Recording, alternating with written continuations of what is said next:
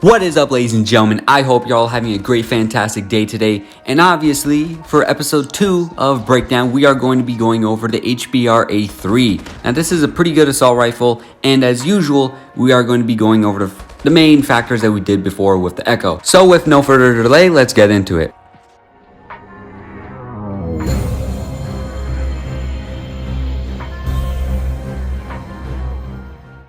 Alrighty, so for the origin of the HBRa3, this weapon was first brought into the Call of Duty universe in the game Advanced Warfare. Now, Advanced Warfare was the first of its kind due to the futuristic nature of the game, and soon after, other futuristic games were made after, Advanced Warfare, with Black Ops 3 and Infinite Warfare, and then Black Ops 4. However, there were 3 main weapons that people really geared themselves toward to in Advanced Warfare when it came down to the good weapons, one could say. And these 3 were the BAL-27, the ASM-10. The ASM-10 in Advanced Warfare was an SMG, not this one, not the assault rifle that we know. And lastly, for the third weapon, we had the HBRa3. A lot of people use these 3 weapons as their main, go-to guns for consistency. So anyways, let's actually get into the class for Call of Duty Mobile. So first things first, as usual, let's go over perks very quickly. Lightweight, Vulture, as well as Alert. These 3 work brilliantly with each other, and you're going to need Vulture because you will lose ammo. Now let's look at the actual weapon. As you can see, we're making sure that the range and the control is on point. Also, I will be cycling between these 2 camos. Anyways, we're not too worried about accuracy because accuracy and control tends to work well together. They have a clear correlation, and mobility, this weapon is already known for its great mobility, so it doesn't really matter if we hurt it by 1 or 2 points down there. The range as well as control, aka another factor of accuracy that can be tied in with accuracy, is important to actually take a look at.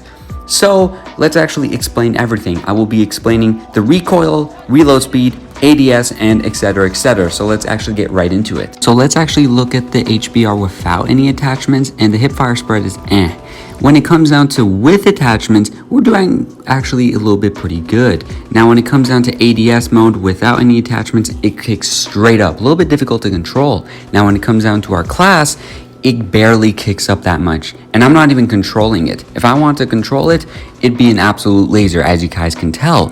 Now, we will also go over next the reload speed. When it comes down to the reload speed, we had for without any attachments, 2.00 to 2.04 seconds. Now, when it actually came down to our class setup, we had the same amount, 2.00 to 2.04 seconds. So there was no difference there. When it came down to the ADS speed, because we had that slight reduction in our mobility, our actual ADS speed gets a little bit slower. It gets from around 0.37 to 0.40 seconds. Now, there is also room for human error when it comes down to calculations, so take that in mind, but that is the interval that I found it. And now this is actually where it gets a little bit interesting when it comes down to the damage and the damage per range. Now based off of each range, which I will be showing up on the screen right now for you guys to see and to compare between the class setup as well as no attachments equipped at all.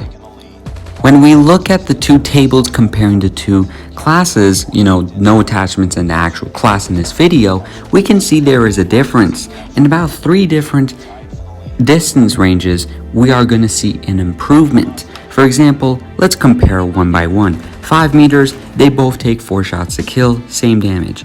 However, at 10 meters, the class takes 1 less shot to kill. When it comes down to 20 meters, they're both the same.